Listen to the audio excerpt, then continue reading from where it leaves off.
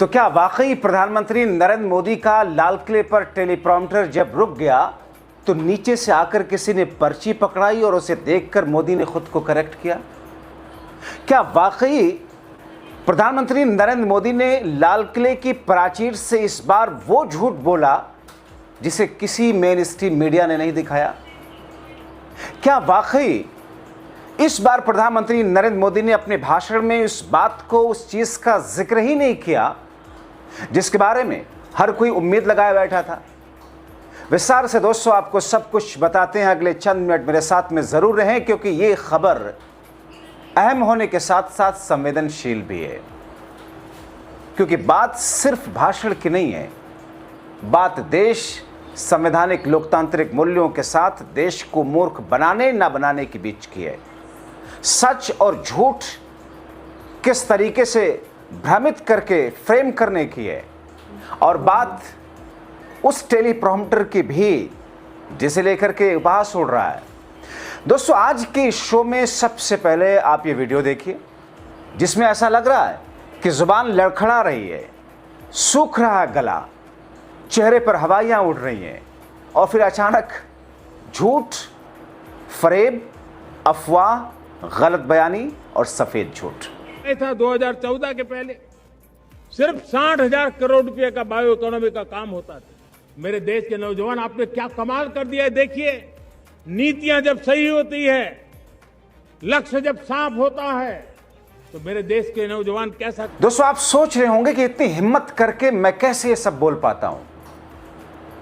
मुझे भी कई बार लगता है, मुझे भी अपने शुभ चिंतकों से मैसेजेस आते हैं कि जरा ध्यान से भाई, ये सरकार तो कभी भी कुछ भी करवा सकती है।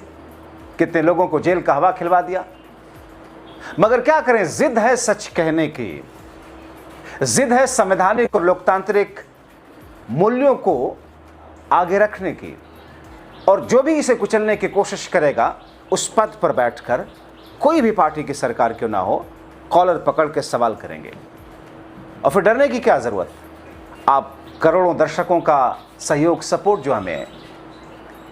दोस्तों बात सिर्फ मोदी के ज्ञान होने या ना होने, टेलीप्रॉम्प्टर बंद होने ना होने, मुंह बंद होने ना होने की नहीं है। बात इससे ऊपर की है। लंबे लंबे हाँकने वाले इस मौके पर ऐसे ऐसे फेंकम फाक कर रहे हैं जिसे देश हजम नहीं कर पा रहा। और हद तो तब हो गई जब लाल किले से झूठ परोस दिया गया, मगर मेन स्ट्रीम मीडिया ने उसे मानो देख करके निगाहें हटा ली। चिंता ना करें, मगर हम है ना। दोस्तों महिलाओं, छात्राओं के साथ किस तौर पर झूठ परोसा गया, जंतर मंतर पर जो किया इस सरकार ने, वो तो आपने देखा। अखिलेश यादव ने बीजेपी, आरएसएस और मोदी पर कुछ इस तरीके से निशाना साधा जिसकी चर्चा पूरे देश में। अखिलेश ने सीधे सीधे कहा कि मोदी लाल किले से भी झूठ परोस कर आ गए, हम इसको पूरे देश में जनता के सामने भंडाफोड़ करेंगे। अखिलेश ने कहा कि बीजेपी और देश की आज़ादी एक दूसरे के विलोम है। मगर इसके आगे अखिलेश क्या कहते हैं, कम से कम लाल किले से झूठ नहीं बोलना था, वो झूठ बोलने का स्थान नहीं है। कौन नहीं जानता कि महिला विधेयक पास हो चुका है, हर व्यक्ति जानता है, पॉलिटिकल पार्टी जानती है। हम तो कहते हैं कि अगर आपको महिला विधेयक लागू ही करना है तो कानून बन गया है, लागू कर दीजिए 2027 के यूपी चुनाव में, हम लोग तैयार हैं। मगर मोदी तो लाल किले से झूठ बोल गए। बीजेपी और उसके संगी साथी स्वतंत्रता दिवस की तैयारी नहीं कर रहे थे, बल्कि विभाजन विभीषिका दिवस मना रहे थे। विभाजन विभीषिका जानते हैं दोस्तों क्या है? दरअसल ये मोदी शार और इनकी सोच, इनकी विचारधारा इस देश में हिंदू मुस्लिम खाई को बढ़ावा देने के लिए एक नया राग लापी है बीते वर्षों से, कि हम विभाजन विभीषिका भी स्वतंत्रता दिवस की पूर्व संध्या पर मनाएंगे। मतलब जब बंटवारा हो रहा था तो किस तरीके से सामुदायिक क्लैश हुआ, कैसे दो समुदाय आपस में टकराए, और उसमें यह दिखाएंगे कि कैसे हिंदुओं को काटा गया। जैसे कल मैंने आपको दिखाया था, योगी आदित्यनाथ ने कहा था कि जब देश का बंटवारा हुआ था तो उस वक्त हिंदू और सिखों को काटा गया था। शर्म नहीं आती? आप तो योगी भी हैं महाराज जी। तो ये विभीषिका दिवस मनाते हैं। अखिलेश कहते हैं इनके लिए विभाजन ही उत्सव है। बीजेपी और संघीय साथियों का लक्ष्य विभाजन ही है, यही इनकी उपलब्धि है। दोस्तों, बात सिर्फ झूठ की नहीं है, बल्कि साजिशन झूठ बोलने और भ्रम फैलाने की है। और फिर बनेंगे सबसे बड़े देशभक्त, राष्ट्रवादी, मगर जनता सब जानती है, तभी फर्जी राष्ट्रवादी तभी कहती है इस गिरोह को। दोस्तों, भाजपा का इतिहास आप देखें, इतिहास के पन्नों में संघ के इतिहास को, इनके महापुरुषों को, तो आपके लिए गालियां कम पड़ जाएंगी। काले धब्बों से अटा पड़ा है इनका इतिहास।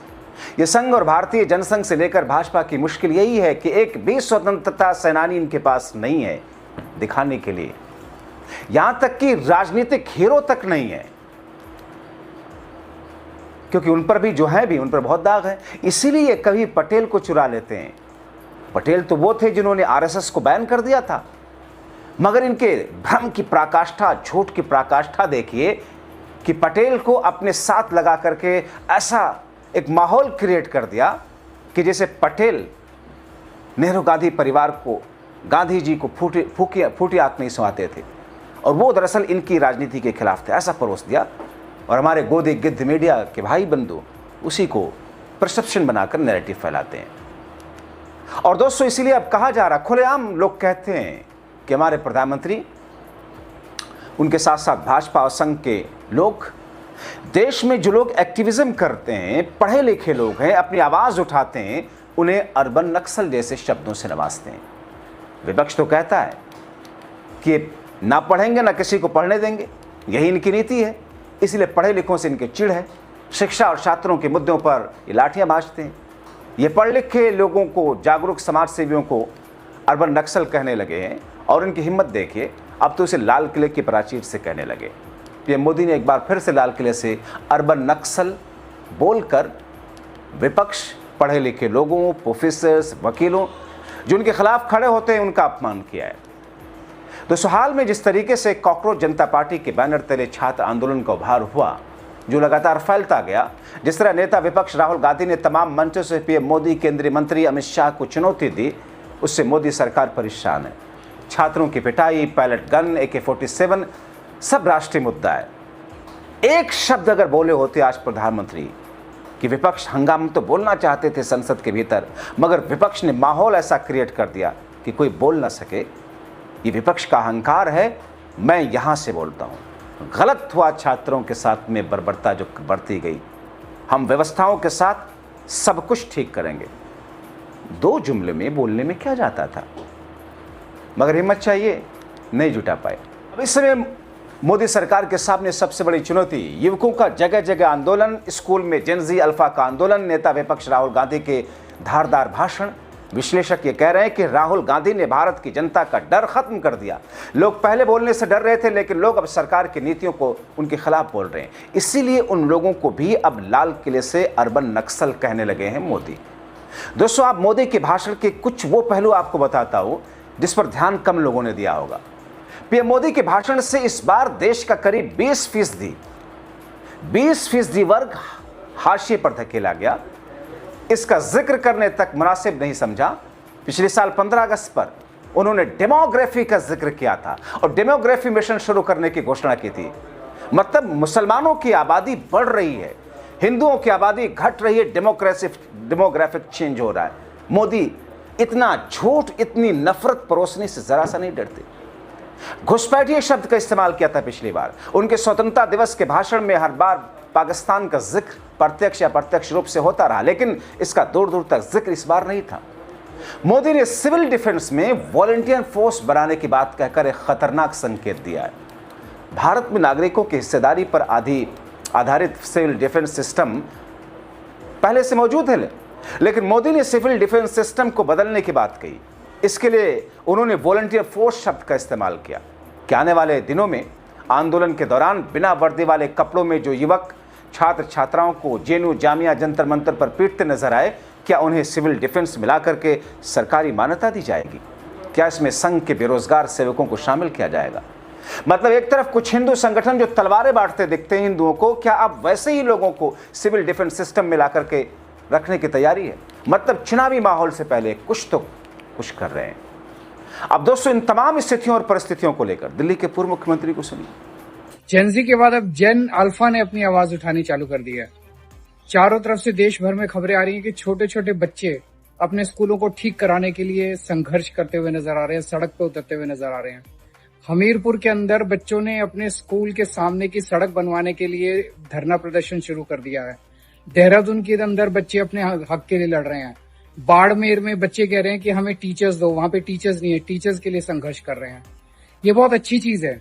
आजादी के 75-80 साल के बाद आज हमारे सरकारी स्कूलों का इतना बुरा हाल है। गरीबों के बच्चे सरकारी स्कूलों में जाते हैं क्योंकि उनके पास पैसे नहीं होते।